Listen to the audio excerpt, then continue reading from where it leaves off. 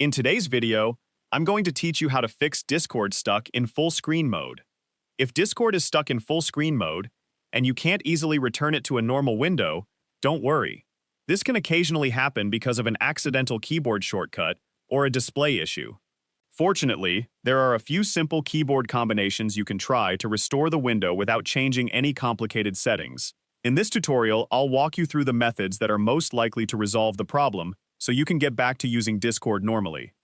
To begin, make sure the Discord window is selected by clicking anywhere inside the application.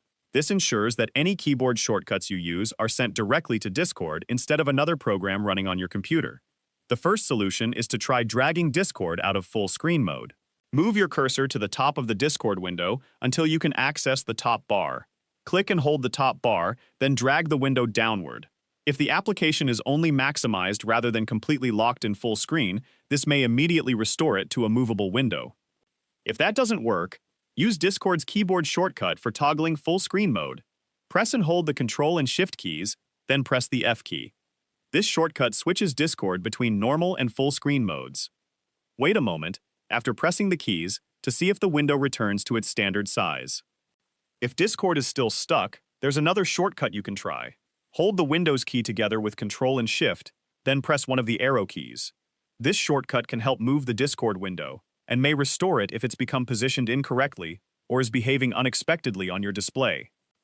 Another option is to hold the Control key together with the Windows key and then press the down arrow key. In some situations, this key combination can also help exit full screen mode or restore the Discord window so you can interact with it normally again. After trying each shortcut, give Discord a moment to respond before moving on to the next one. Since display behavior can vary depending on your computer and monitor setup, one method may work better than another.